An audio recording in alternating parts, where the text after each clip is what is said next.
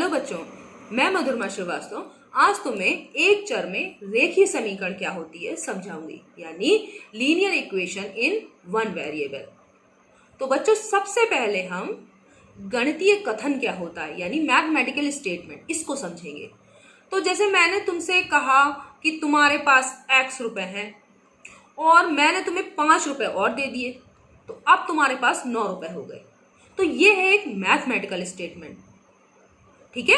अब हम इसको सरल रूप में कैसे लिखें, तो इसमें हमारी अलजेब्रा यानी बीजगणित मदद करती है, क्योंकि हम कुछ के लिए क्या करते हैं कि अलजेब्रिक नंबर्स का प्रयोग करते हैं। जो अज्ञात संख्याएं होती हैं उनके लिए अलजेब्रिक नंबर्स का प्रयोग करते हैं, जिनको हम वेरिएबल बोलते हैं, जैसे x, y, z। तो अगर तुम्हारे पास कुछ रुपए हैं, हम इसको लिखें तो हम क्या लिखेंगे कि तुम्हारे पास माना x रुपए है। अब तुम्हारे को मैंने 5 रुपए और दिए, तो तुम्हारे पास 5 रुपए और ऐड हो गए, तो हम क्या लिखेंगे +5।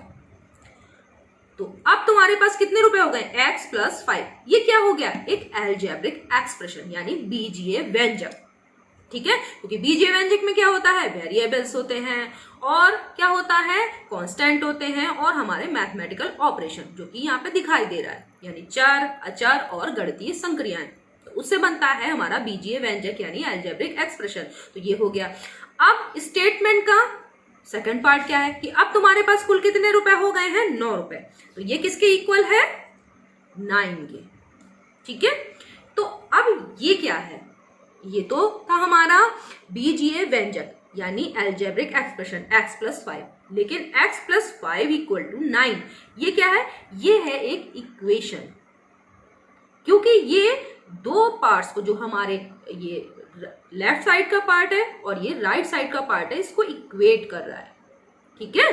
तो ये हो गया हमारा इक्वेशन यानी समीकरण। तो समीकरण में क्या होता है, इक्वल का साइन जो है वो इस स्टेटमेंट को 2 पार्ट्स में डिवाइड करता है। एक ये हमारा है लेफ्ट हैंड साइड यानी समीकरण का बायां पक्ष, और ये है हमारा दाहिना पक्ष, ठीक है। अब इक्वेशन में क्या होता है कि हम इक्वेशन में जो वेरिएबल होता है यानी चर, उसका मान निकालते हैं, और इक्वेशन इस चर के यानी इस वेरिएबल के एक विशिष्ट मान के लिए सत्य होती है। यानी कि इस समीकरण का बायां पक्ष और दाहिना पक्ष x के एक विशिष्ट मान के लिए, एक स्पेसिफिक वैल्यू के लिए दोनों बराबर होते हैं। बायां पक्ष और दाहिना पक्ष दोनों बराबर होंगे इस x के एक विशिष्ट मान के लिए। इस समीकरण में ये आवश्यक है, और वो विशिष्ट मान इस वेरिएबल का कहलाता है समीकरण का हल या समीकरण का मूल, ठीक है, या रिजल्ट, ठीक है। तो अब तुम्हें समझ में आ गया कि इक्वेशन क्या होती है। और इक्वेशन में इक्वल टू का साइन जो है उसे 2 पार्ट्स में डिवाइड करता है। जो इक्वल के साइन के राइट साइड में है वो राइट हैंड साइड, और जो यानी दाहिना पक्ष, और जो लेफ्ट साइड में है वो लेफ्ट हैंड साइड यानी बायां पक्ष कहलाता है। तो अब हम देखेंगे कि कौन सी इक्वेशन है कौन सी नहीं है, हम कैसे पहचानें। तो हम कुछ स्टेटमेंट्स लिखते हैं, जैसे x - 2 is less than 3, या कुछ और भी ले लेते हैं, x + 7 is greater than 2। एक और लिखते हैं, x + 3 = 7। तो बच्चों, इसमें देख रहे हो तीनों में कि इसमें इक्वेशन कौन सी है, क्या ये तीनों इक्वेशन है। तो तुम देख रहे हो कि x का अगर हम इस वाले में, पहले वाले में कोई भी मान रखें, विशिष्ट मान कोई सा भी मान हो निकल के आए, तो उसमें बायां पक्ष दाहिने पक्ष के बराबर नहीं होगा, ठीक है। और इस वाले में भी ऐसा है कि दायां पक्ष बायां पक्ष के बराबर नहीं होगा x के विशिष्ट मान के लिए। लेकिन तीसरे में देखो कि तीसरे में अगर हम x का एक विशिष्ट मान निकालें तो उसके लिए बायां पक्ष और दायां पक्ष बराबर होगा। तो ये हमारी है इक्वेशन यानी समीकरण। ये दोनों हमारे समीकरण नहीं है, ठीक है। तो अब तुम्हें समझ में आ गया होगा कि समीकरण क्या होती है। समीकरण में जो वेरिएबल होता है उसके एक विशिष्ट मान के लिए बायां पक्ष और दाहिना पक्ष बराबर होता है, वही समीकरण का हल कहलाता है। तो अब तुम समीकरण क्या होती है ये समझ गए, यानी इक्वेशन। अब लीनियर इक्वेशन क्या होती है, यानी रेखीय समीकरण। तो रेखीय समीकरण में इस वेरिएबल को देखो, इस वेरिएबल की पावर या एक्सपोनेंट या घात कितनी है, 1। ठीक है, तो जिस किसी भी समीकरण में वेरिएबल की घात अगर 1 हो, यानी एक्सपोनेंट या पावर कह लो 1 हो, तो वो समीकरण कहलाती है रेखीय समीकरण, यानी लीनियर इक्वेशन। अब हम ये कहें कि linear equation in one variable का मतलब क्या है, तो देखो यहाँ पर एक ही तो वेरिएबल का प्रयोग हुआ है, वो कौन सा है, x, यानी एक ही चर का प्रयोग हुआ है। तो ये कहलाएगी एक चर में रेखीय समीकरण या linear equation in one variable. तो समझ में आ गया होगा कि linear equation in one variable क्या होती है। अब हम इसको एक मेथड के द्वारा सॉल्व करना सीखेंगे। आज का हमारा मेथड है, इसको सॉल्व करने के कई मेथड है, हम पहला मेथड आज के वीडियो में सीखेंगे, तो वो है ट्रायल एंड एरर मेथड, यानी त्रुटि एवं प्रयत्न विधि। ठीक है, तो चलो बच्चों x की कुछ वैल्यू अपने मन से मान लेते हैं और बार बार रखकर देखते हैं अलग अलग वैल्यूज। जैसे पहले हमने 0 रखा और तब देखेंगे कि x की वैल्यू अगर हम 0 रख दें तो क्या लेफ्ट हैंड साइड और राइट हैंड साइड इक्वल है। तो चलो देखते हैं कि इक्वल है कि नहीं। तो हमने x की वैल्यू क्या रखी है, 0, और देखते हैं कि ये इक्वल है।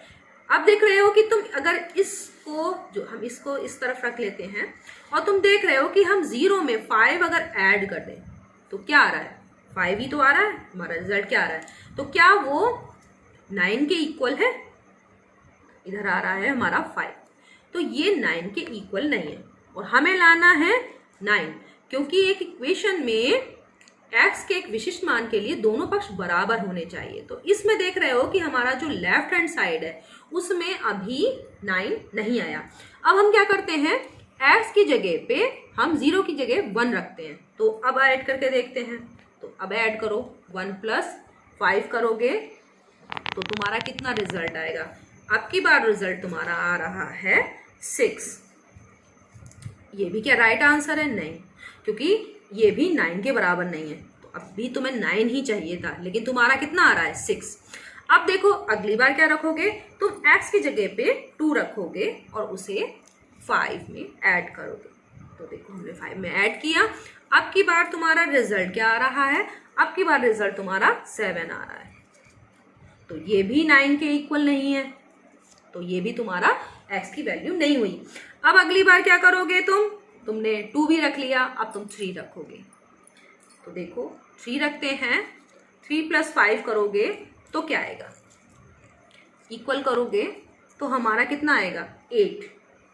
तो क्या 8 जो है वो 9 के इक्वल है, नहीं है, तो ये भी हमारा रिजल्ट नहीं है।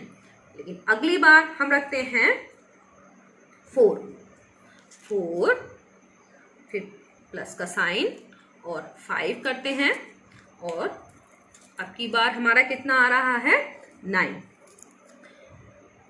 और हमारा राइट हैंड साइड क्या है, 9। तो देख रहे हो कि अगर हम x की वैल्यू 4 रखते हैं तब हमारा बायां पक्ष और दाहिना पक्ष दोनों इक्वल आ रहा है, तो जो कि समीकरण को संतुष्ट कर रहा है ना, ये x की वैल्यू 4 इस समीकरण को, इस इक्वेशन को सेटिस्फाई कर रही है, संतुष्ट कर रही है। तो हमारा जो है x की वैल्यू कितनी हो गई, x की वैल्यू हो गई 4। यही समीकरण का हल है, रिजल्ट निकल आया। तो इस वेरिएबल का मान कितना है, 4, जिसको हमने किससे सीखा, ट्रायल एंड एरर मेथड से।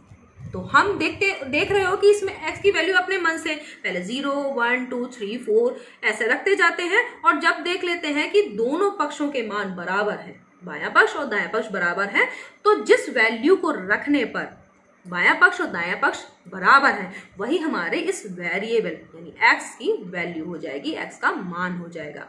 तो हम इसमें ये भी रख सकते हैं, अगर हमारा नहीं आ रहा है तो हम माइनस की भी कुछ नंबर्स ले सकते हैं और तब भी बायां पक्ष और दायां पक्ष को बराबर करेंगे। तो जहां बराबर हो जाएगा वही हमारे इस वेरिएबल की वैल्यू होगी। तो ये है ट्रायल एंड एरर मेथड। तो बच्चों तुम्हें अच्छे से समझ में आ गया होगा कि समीकरण यानी इक्वेशन क्या होती है, रेखीय समीकरण यानी लीनियर इक्वेशन क्या है, linear equation in one variable क्या है, और ट्रायल एंड एरर मेथड क्या है। तो आज के लिए इतना ही। आगे के वीडियो में हम इस लीनियर इक्वेशन को और दूसरे मेथड से भी सॉल्व करना सीखेंगे। धन्यवाद।